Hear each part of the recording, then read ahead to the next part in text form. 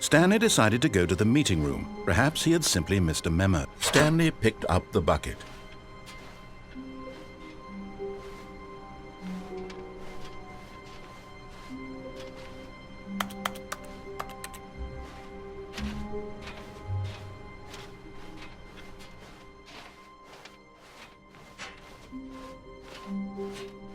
Stanley clutched the bucket tightly to his chest and entered the door on his left.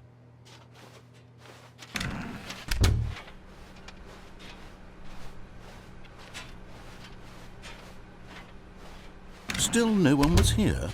Stanley needed the bucket's warmth and comfort now more than ever. Perhaps his boss's office was where, coming to a staircase, Stanley and the bucket walked upstairs to the boss's office.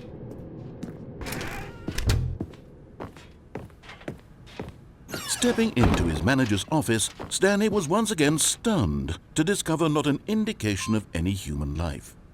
Crushed by the weight of this revelation, Stanley may have broken, but Stanley guessed the correct code by sheer luck. Was it that the bucket knew all along? Was the bucket guiding him? Yes, this is certainly the most logical explanation.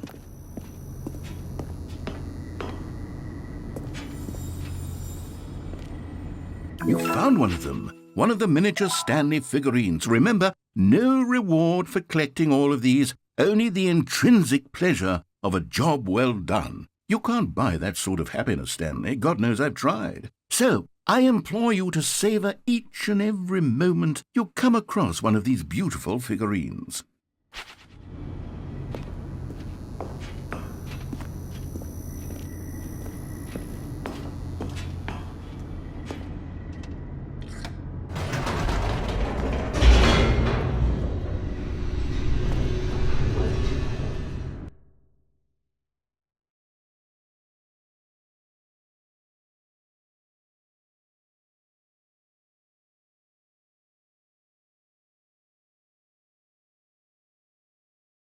The elevator raced downward, plummeting towards an unknown fate.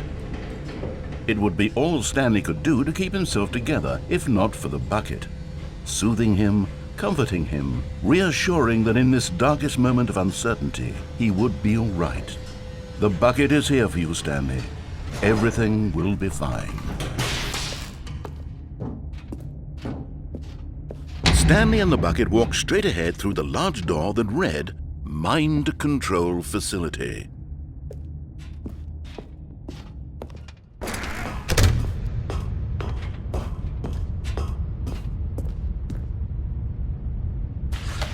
The lights rose on an enormous room packed with television screens. What horrible secret did this place hold? Stanley and the bucket both wondered to themselves.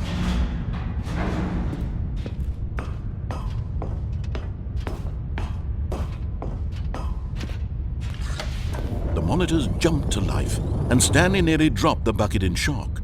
Everyone in the office was being videotaped, monitored like guinea pigs. The bucket had never seen anything like this, and it very nearly burst into tears as Stanley cradled it gently, reassuring it that everything would be fine. Was the bucket under the mind control facility's influence as well? Had the bucket been told to do things it didn't wish to do? What kinds of things does a bucket want to do or not want to do in the first place? These questions raced furiously in Stanley's feeble mind. No! He screamed into the bucket. He couldn't accept it. His own life in someone else's control, never! He squeezed the bucket tighter, his one friend in the entire world. At this point, he could trust no one except for the bucket.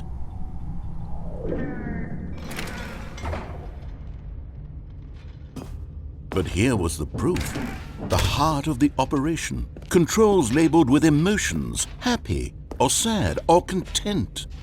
Walking, eating, working, all of it monitored and commanded from this very place.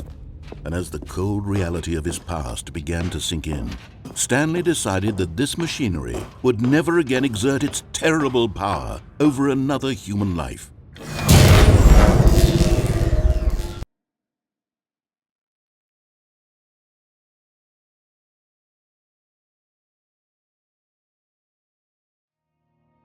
Stanley and the bucket waited in blackness.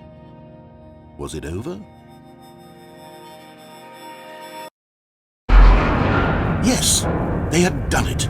Stanley and the bucket had defeated their greatest and darkest enemy, freed themselves from the tyrannical grip of the evil mind control machine. Freedom was now mere moments away.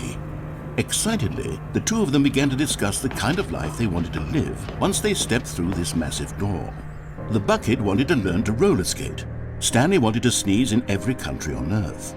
Both of them wanted to begin watching a movie, any movie, but then stop it halfway through and begin watching it in reverse from the end. True, it was a simple life they envisioned, but it was one they'd lived together, with one another to lean on, to trust, to support, and to... What? Wait. What was happening? Why had the door stopped? Was Stanley and the bucket not about to be freed? An unbearable silence filled the room, lingering in uncertainty, until finally the truth hit Stanley square in the face. This building did not want the bucket to leave. Even the facility itself recognized the incredible calming presence of the bucket, needed the soothing warmth of the bucket, would go to any lengths not to part with the bucket. No. Stanley can't leave this place, not while he has such a precious bucket in his arms, not while this building has anything to say about it. Stanley realized he would never again leave this very room, but at least he has the bucket. To be trapped eternally in darkness isn't really so bad, Stanley thought to himself. As long as I have my bucket with me, right? I'll be okay, won't I? Stanley gulped. Very soon now, he was about to find out.